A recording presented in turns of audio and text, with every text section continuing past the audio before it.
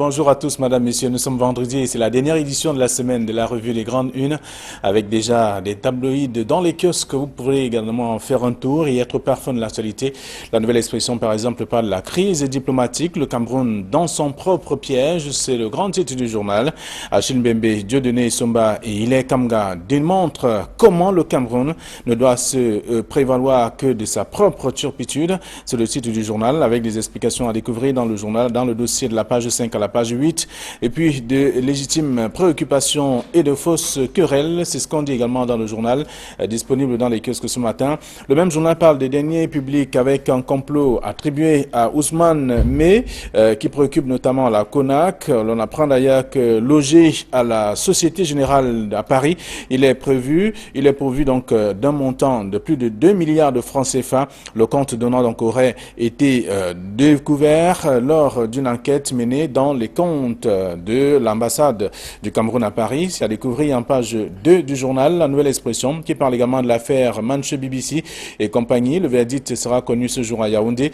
Le tribunal militaire de Yaoundé se prononcera sur la peine infligée donc aux 7 prévenus reconnus coupables. C'est en page 3 de la nouvelle expression de ce matin. Le journal du Sahel qui est dans les kiosques s'intéresse à autre chose. Le journal s'intéresse donc à l'actualité et parle bien entendu de ce qui est prévu, notamment de l'AFD Cameroun, 22 milliards de francs CFA pour développer Maroua. C'est le grand titre du journal. Et là, on découvre tout cela dans le numéro de ce matin qui parle également de la presse privée au Cameroun, comment l'État maintient les entreprises dans la précarité. C'est l'autre titre également que vous pourrez lire en page 2 du journal Les du Sahel de ce matin.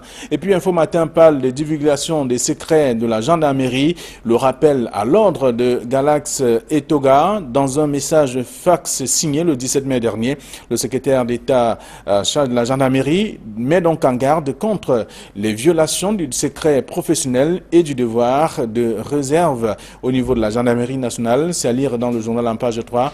À lire également dans le numéro disponible dans les kiosques. On parle aussi du financement avec 37 milliards de francs CFA pour le développement des infrastructures. Le Minipat Alamine Ousmane May a signé hier en Corée du Sud 3 accords de prêt pour la construction du pont sur le Logon Nechari et l'électrification même de cette localité. C'est à découvrir en page 3 du journal disponible dans les kiosques ce matin. Un autre journal, bien sûr, d'autres sont disponibles dans les kiosques si vous faites un tour, simplement, et être parfum de l'actualité de ce matin. Georges Semé, bonjour. Bonjour à vous, M. Nebo. Bonjour à tous les téléspectateurs qui nous regardent une fois de plus ce matin. Bienvenue. Avec vous, nous allons faire le tour de quelques sujets traités par la presse. La nouvelle expression qui revient sur le sujet et parle donc du Cameroun qui a été pris dans son propre piège parlant de la crise diplomatique. Achille Mbembe, Dieudonné Somba, Ile Kamga démontrent comment le Cameroun ne doit que se prévaloir de ses propres turpitudes. L'affaire fait le chou gras de la presse depuis quelques jours, c'est-à-dire la sortie un peu malencontreuse de l'ambassadeur des États-Unis au Cameroun qui a cru devoir rappeler un tout petit peu certains principes démocratiques au président de la République du Cameroun après qu'il ait reçu en audience au palais de l'Unité. Ça fait les choux de la presse et il y a eu des diverses positions qui ont été prises, qu'on soit du camp pro-gouvernemental ou alors du camp de l'opposition. Le camp gouvernemental, bien sûr, certains ont pris fait et cause pour le Cameroun en disant que le Cameroun n'a pas de leçon à recevoir des pays étrangers, notamment des États-Unis. Et il y a eu une sortie d'ailleurs du ministre de la Communication qui a effectivement abordé dans ce sujet. Il y a par la suite eu également ce communiqué du ministre, le jeune Belamela, qui a même d'ailleurs rencontré l'ambassadeur en question. L'ambassadeur, voilà, qui l'a convoqué et a également rendu public un communiqué qui allait dans le sens de celui du ministre de la Communication. Donc, de l'autre côté, il y avait également certaines personnes qui estimaient que bien évidemment, les États-Unis ont dressé un constat qui est un constat juste et que la question de l'alternance au Cameroun n'était pas une question taboue. Dans cette même lancée, il y a eu la sortie de M. Achille Mbembe, de Dieudonné Somba et Ile Kamga, qui a été repris par nos confrères de la nouvelle expression qui estiment que le Cameroun ne récolte que ce qu'il a sémé et qu'il ne peut pas se prévaloir de sa propre turpitude, comme pour dire que le Cameroun lui-même a sémé les graines de ce que les États-Unis constatent aujourd'hui. Donc je pense que ce sont des sorties à lire et qui donnent à réfléchir.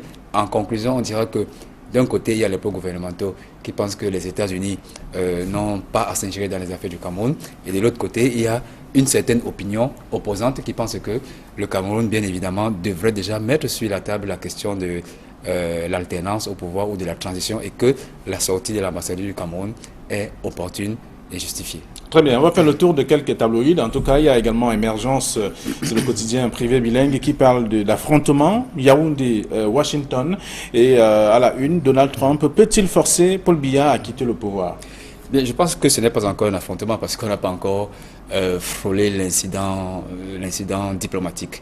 Le fait que l'ambassadeur des États-Unis au Cameroun soit rentré aux États-Unis. Donc on estime que simplement le ministre Lejeune Bella aurait fait des injonctions à l'ambassadeur. C'était la démarche diplomatique à effectuer. Sinon, le Cameroun allait être présenté comme un État très faible qui ne sait pas déblayer le terrain diplomatique face à une situation telle qu'elle a été présentée par l'ambassadeur des États-Unis au Cameroun. On a convoqué ce diplomate qui, selon moi, n'a pas été diplomatiquement correct, parce que je pense quand même qu'il y a la Convention de Genève dans son article 41 qui dit que les diplomates ont un certain droit de réserve. Et M. Ballerin a péché en violant tout simplement cette Convention de Genève, et il était de bon droit pour le Cameroun de le convoquer et de lui rappeler ces sacro-saints principes de la diplomatie qui veulent qu'un État ne s'ingère pas non seulement dans la gestion des affaires d'un autre pays, mais qu'il y a une certaine posture à adopter lorsqu'on représente un État comme les États-Unis dans un autre pays. Vous savez qu'il n'a pas seulement pas parlé, il y a des limites bien évidemment.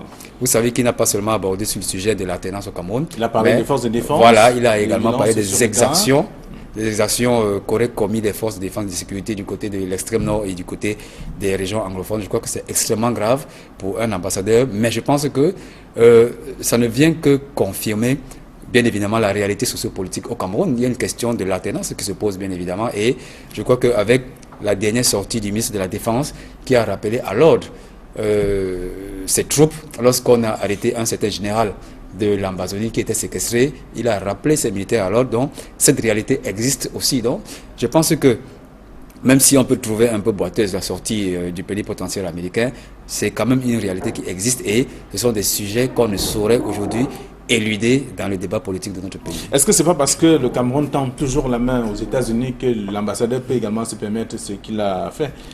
Bien, je vais peut-être dévoiler un secret ici. Lorsque l'ambassadeur du Cameroun prenait fonction au Cameroun, il était venu avec une feuille de route précise. C'est-à-dire, il avait certaines données géopolitiques du Cameroun, certaines données sociopolitiques également, qui disaient que il y a un président qui a déjà passé plus de 30 ans au pouvoir, et que ce pays préparait des élections et qu'il fallait qu'il veille au bon fonctionnement, au bon déroulement de ces élections, c'est-à-dire qu'elles se déroulent dans la plus grande démocratie possible. Donc je crois que c'est dans ce sens-là, c'est dans ce filon qu'il s'est cru le devoir de rappeler à M. Biya qu'il devrait déjà penser à l'héritage qu'il peut laisser au peuple camerounais, en prenant les exemples de George Washington ou bien de alors Nelson ça vient noyer Mandela. tout ce que certains pensaient, en tout cas que l'ambassadeur prenait ou alors faisait à sa tête. Pourtant, il vient mettre en pratique ce qui lui a été confié comme directive. Bien évidemment, je ne pense pas que ce soit une sortie malencontreuse. Ça peut être la vision du gouvernement Trump sur le Cameroun. Et le gouvernement camerounais, en conséquence, ne devrait pas prendre cette sortie à la légère, puisque après le président Hollande qui avait taxé certains présidents des présidents qui s'accrochent au pouvoir, M.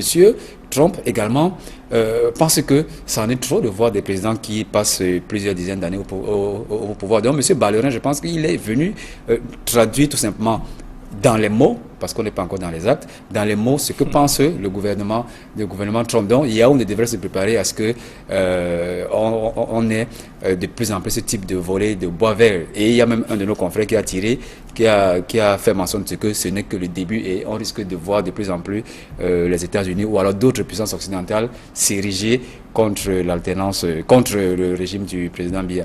Mais je pense que pour revenir à la question qu'on m'avait posée tout à l'heure, je pense que même s'il y a ces faits, ces petits crocs en jambes des États-Unis au Cameroun, les relations diplomatiques bilatérales, économiques entre les deux États restent très bien, parce qu'il y a quand même 3 semaines, les États-Unis ont quand même doté l'armée camerounaise de 2 avions de reconnaissance, ce qui prouve que sur le plan militaire, il y a une certaine entente, sur le plan économique également. le Cameroun et les États-Unis. Et à peine il y a un très bonne communiqué en tout relation. cas qui félicite le chef de l'État pour l'organisation de la fête de l'unité nationale. Tout à fait, donc Et, ça veut dire que... ça vient toujours des États-Unis. Voilà, ça veut dire que cette anicroche n'est que... comment dirais-je, en tout cas les relations bilatérales entre ces deux pays sont bonnes, même si la superpuissance que les États-Unis se croient avoir le droit de rappeler, pas seulement aux États africains, mais également à certains autres pays occidentaux, qu'il faut respecter les grands principes de liberté et les principes de démocratie. Donc le Cameroun n'est pas en marge de ce rappel. Je pense que l'ambassadeur des États-Unis est pleinement dans son rôle. Il n'y a pas affrontement. Le sous-titre d'émergence, affrontement Yaoundé-Washington, ce n'est donc pas... Non, il n'y a pas d'affrontement. Et voilà. d'autant plus le Cameroun ne peut jamais affronter les États-Unis puisque le Cameroun c'est un tout petit pays face à une superpuissance mondiale. Mais je pense que sur le plan politique et sur le plan diplomatique, l'ambassadeur des États-Unis au Cameroun aurait peut-être mieux fait de le rappeler, pourquoi pas en aparté, mais pas devant les caméras, parce que ça a quand même été un énorme coup de semonce qu'il a planté au gouvernement camerounais de le dire. À mon vision, c'est ce qui a bien évidemment suscité ce tollé général, un tollé général qui a complètement diviser la classe politique camerounaise parce qu'il y a les pro-BIA et il y a les contre-BIA. Une d'ailleurs de nos confrères de la Nouvelle Expression en dit long sur la sortie de Achille Mbembe et Dieudonné Somba. Très bien. Alors donc, le même journal Émergence parle aussi en dehors de ces trois, à côté de ces 13 experts qui se prononcent sur le sujet, parlant notamment de Donald Trump. Peut-il forcer la main où Paul Biya a quitté le pouvoir? Donc il y a 13 experts qui se prononcent. Et toujours parlant de mise au point, l'ambassade des États-Unis demande d'ailleurs le rappel, puisqu'on a écrit, la presse a évoqué aussi que cet ambassadeur a été rappelé à son pays. Et ce n'est donc pas le cas, selon bien sûr. Ce n'est pas le cas, bien évidemment. Je crois que son voyage a été préparé de longue date, bien avant l'audience qu'il a eu avec le président de la République, et il y a juste eu un concours de circonstances qui a fait que juste après cette audience, après sa sortie et après le tollé général que ça a provoqué, qu'il ait voyagé. Certains ont donc pensé que c'était un rappel de l'ambassadeur des États-Unis au Cameroun par son gouvernement. Non, c'était pas du tout ça. C'était des congés qui étaient préparés depuis longtemps et le communiqué qui a été rendu public par un représentant des États-Unis, je crois, de l'Afrique centrale, est tout à fait clair. Ils ont dit que les États-Unis, c'était la vision des États-Unis par rapport au Cameroun et que tout ce qui a été dit dans la presse et par le gouvernement camerounais n'engage que le gouvernement camerounais et que leur ambassadeur n'a pas été rappelé. Il a juste pris un congé sabbatique et qui serait de retour au Cameroun le 7 juin pour reprendre pleinement ses fonctions le 8 suivant. Très bien. Alors, on a fini de lire ça dans le journal Émergence. On a lu également le dossier proposé par la Nouvelle Expression par la crise diplomatique dans le Cameroun, dans son propre piège. C'est ce qui est contenu à la une du journal, dans le dossier en tout cas, de la page 5 à la page 8. Et toujours à la une d'un autre journal, c'est bien entendu Info Matin qui parle de divulgation des secrets de la gendarmerie, le rappel à l'ordre de Galax Etoga, qui fait savoir que désormais, les hommes en tenue, les gendarmes précisément, ne vont plus prendre la parole n'importe comment, comme c'était le cas il y a quelques temps encore. Il s'est adressé à, M. Toga s'est adressé à la gendarmerie qui est son secrétariat d'État, le secrétaire d'État dont il a la mission. Mais bien avant lui, il y a le ministre de la Défense qui avait déjà rappelé à l'ordre les militaires du fait des informations qu'ils divulguaient dans les réseaux sociaux et dans les médias. Et malheureusement, avec la sortie de M. Etoga, on a l'impression qu'ils n'ont pas été entendus.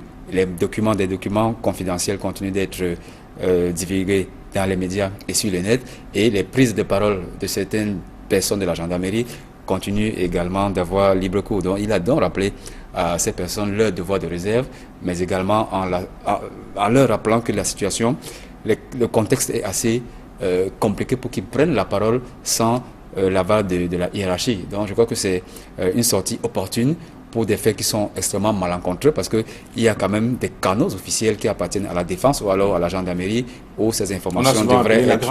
La grande miette, bien évidemment. Et malheureusement, elle est devenue une grande bavarde, non seulement du fait de ces documents confidentiels qui se retrouvent dans les réseaux sociaux et dans les médias, mais également de certains responsables de la gendarmerie et des militaires qui se retrouvent devant les médias pour dévoiler ce qui ne devrait pas être dévoilé devant le public.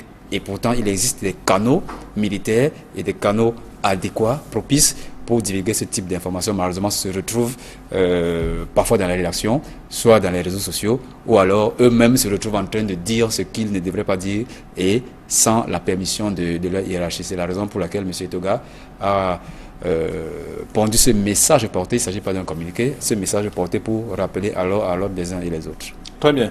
Alors, c'est le journal Info Matin qui rappelle cela, qui a sauté sur l'occasion, sur ce message, en fait, pour essayer de sensibiliser davantage et porter tout cela dans la presse aussi. Et le journal Le Sahel de ce matin s'intéresse à la presse privée, avec comment l'État maintient les entreprises dans la précarité. On l'a vu, les directeurs de publication sont réunis à Yaoundé pour essayer d'étudier la question et faire des propositions au gouvernement. L'État maintient la presse privée dans la précarité. Je crois que c'est un titre assez dur, mais quand même qui révèle une réalité triste. Bien évidemment, lorsque nos confrères disent que l'État maintient la presse privée dans la précarité, c'est certainement allusion à cette aide publique à la communication qui est encore bien maigre, contrairement aux exemples qu'on voit dans d'autres pays où l'aide publique à la communication frôle le milliard de francs CFA, alors qu'au Cameroun, avec plus de 600 titres, on en est encore à peine à moins de 500 millions de francs CFA, 300 millions de francs CFA à distribuer sur les titres qui auront été choisis dans ce cas-là. C'est une réflexion perpétuelle depuis les états généraux de la communication, dont l'application, dont les résolutions attendent encore d'être appliquées. La presse privée se meurt de plus en plus, non seulement par manque de moyens, mais également par l'accès aux sources d'information. Vous savez que c'est une autre partie de la crédibilité, l'objectivité et la liberté de la presse. Malheureusement, du fait de l'État, la presse privée n'a pas toujours accès à l'information et on déroule plutôt le tapis rouge aux médias gouvernementaux. Est-ce que c'est la raison pour laquelle on retrouve aujourd'hui la presse à gage, carrément, à défaut d'avoir l'information, il faut créer, peut-être de manière négative, en tirant parfois sur des personnalités. Oui, là, je pense qu'à ce niveau, la presse privée elle-même se tire une balle dans le pied parce qu'on a beau ne pas avoir de moyens, on a beau ne pas avoir l'accès facile à l'information, mais on devrait quand même rester professionnel et respecter la déontologie qui sont des principes, qui a des principes sacro-saints pour notre métier. Et malheureusement, vous avez dit qu'il y a une certaine presse à gage qui malheureusement devient une presse qui soit fait le lit d'une certaine information ou alors tire à boulet rouge sur certaines personnalités. Mais je pense que quelles que soient les conditions difficiles qu'elles sont, le journaliste devrait rester un journaliste objectif, il devrait rester celui-là qui respecte les règles de la déontologie. Sinon, on ne ferait plus du journalisme, on ferait plutôt soit de la propagande ou alors de la presse à gage, comme je l'avais dit. Mais je crois que également que l'État, c'est l'acteur central qui devrait venir permettre à la presse privée d'émerger, non seulement en créant les conditions économiques pour que cette presse émerge, mais en donnant l'égalité des chances, qu'on soit de la presse privée ou de la presse publique, à accéder à un certain type d'information. On a vu le quotidien de l'économie qui était forcé à prendre qui a fait toute une une en disant que malheureusement ils ne peuvent plus exercer parce qu'ils avaient des factures qui étaient impayées. C'est l'arbre qui cache la forêt. Tous les journaux, tous les médias privés aujourd'hui sont confrontés à cette situation et comme je le disais tout à l'heure, l'État, il appartient à l'État d'augmenter, pourquoi pas, la cagnotte qui est attribuée à la presse privée en termes d'aide publique à la communication, mais surtout permettre aux journalistes de la presse privée d'accéder librement à l'information qui est aujourd'hui l'apanage seulement des médias gouvernementaux que sont la CRTV et Cameroun Tribune. Très bien. Alors, donc, c'est l'Aide du Sahel qui est revenu sur le sujet ce matin en parlant de la presse privée, comment l'État maintient les entreprises dans la précarité. Vous pouvez lire également l'article en page 2 de l'Aide du Sahel. La Nouvelle Expression parle également de l'affaire Manche BBC et compagnie. Le verdict sera connu ce jour à Yaoundé. On sait déjà que le tribunal militaire de Yaoundé se prononcera sur la peine à infliger donc aux 7 prévenus reconnus coupables.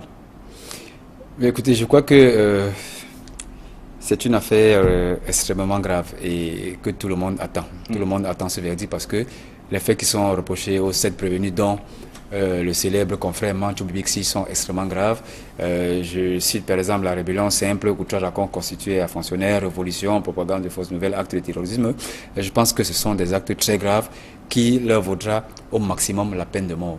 Alors, la dernière audience d'hier a vu les plaidoiries de la défense, qui ont demandé tout simplement que le droit soit dit conformément à la loi. Et ils ont relevé, bien évidemment, quelques entorses qui ont été relevés lors de la procédure et finalement, ils ont dit que le dossier était quasiment vide. Ce qu'on reprochait à leurs clients n'existait pas du tout. Alors, ils ont donc demandé que le droit soit dit, mais demander du tribunal militaire de Yaoundé également d'être clément. Dans le compte rendu de la presse, quand même, on comprend que ce sont des citoyens camerounais, mais ils ont un passé quand même pas sombre, ils ont un passé tout à fait propre et clair, et que ce sont juste ces faits posés lors de ces manifestations qui ont contribué à ce qu'ils soient interpellés. Tout à fait, ce sont des éléments qui ont été soulevés par la défense en disant qu'ils avaient des casiers judiciaires vides et qu'ils se sont très bien comportés lors de leur détention à la prison centrale de Kondengui. Donc, ces éléments devraient en réalité jouer en leur faveur pour que le verdict ne soit pas celui de la peine de mort. C'est une bonne plaidoirie. Mais ils ont également relevé... à une libération, par exemple? Je ne sais pas. Je crois que nous sommes ici dans les séquelles judiciaires et appartiendra seulement au tribunal militaire de Yaoundé. Simplement du tribunal militaire de Yaoundé de soit les libérer, soit les acquitter, ou alors de prononcer la peine de mort contre eux, ce qu'on ne souhaite pas, bien évidemment.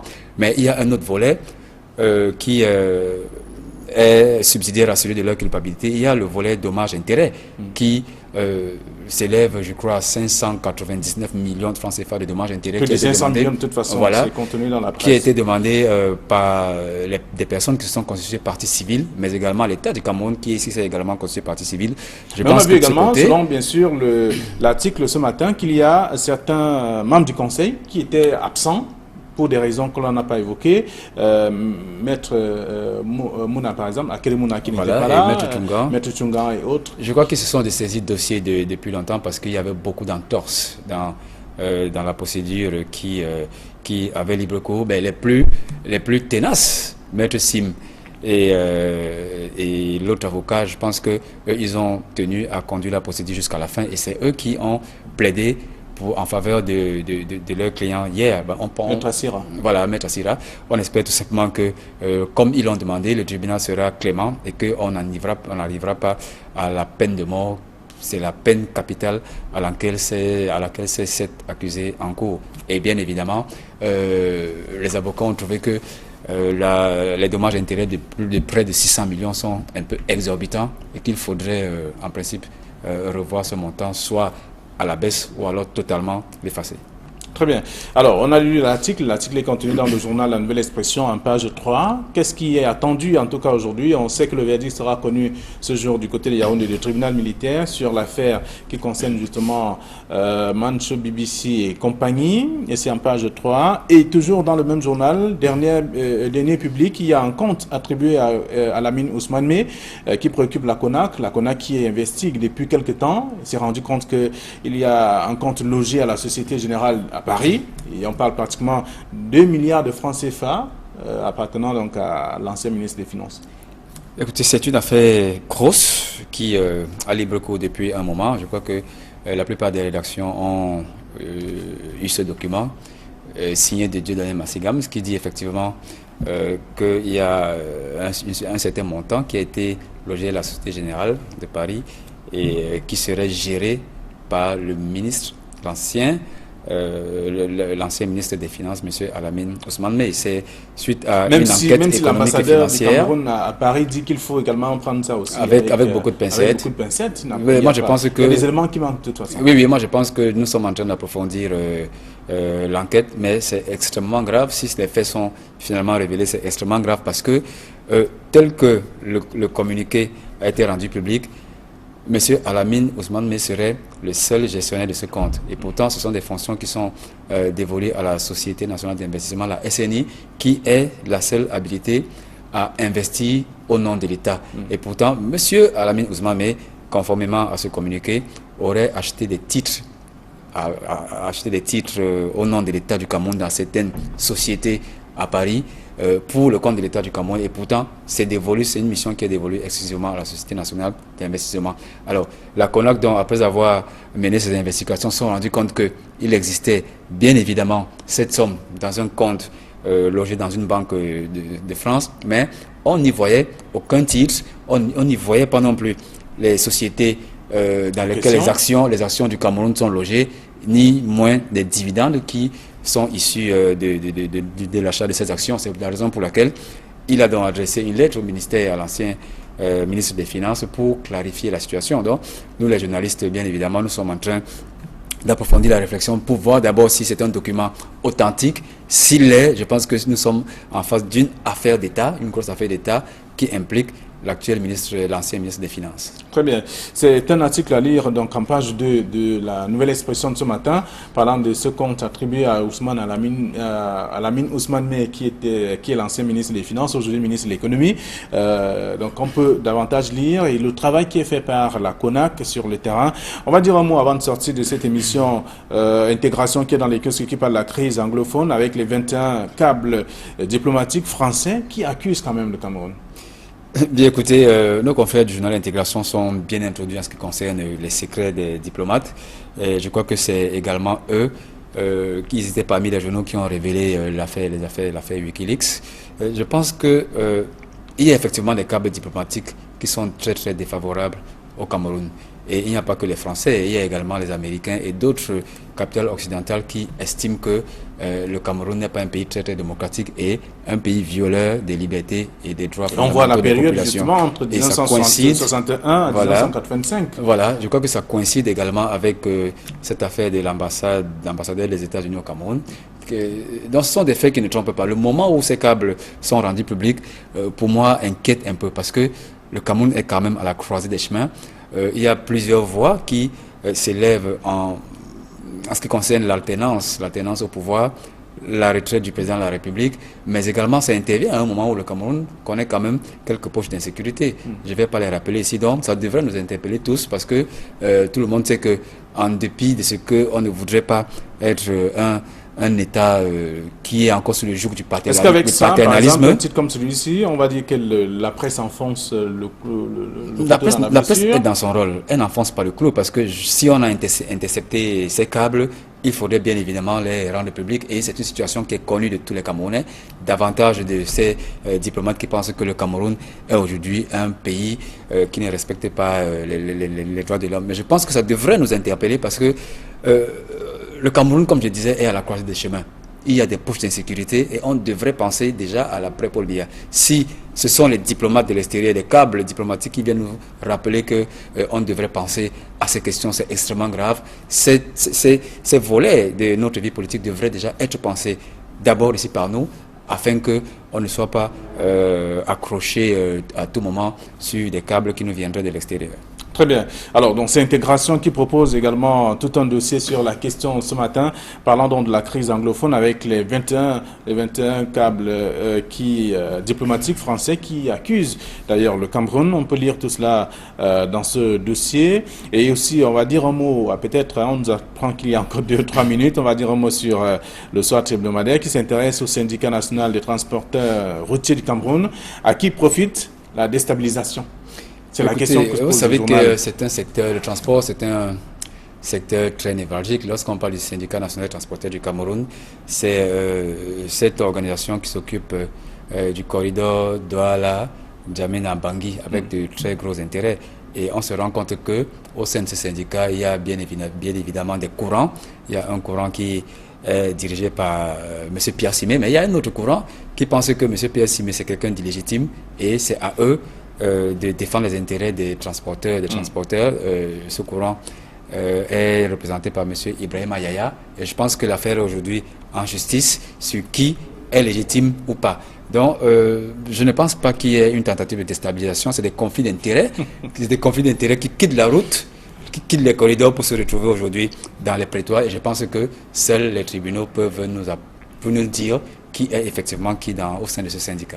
Merci à vous, Georges Sémé. Je vous souhaite déjà de passer un très bon week-end. Vous aurez le temps de boire un verre d'eau parce que vous allez finalement retrouver celle ce matin.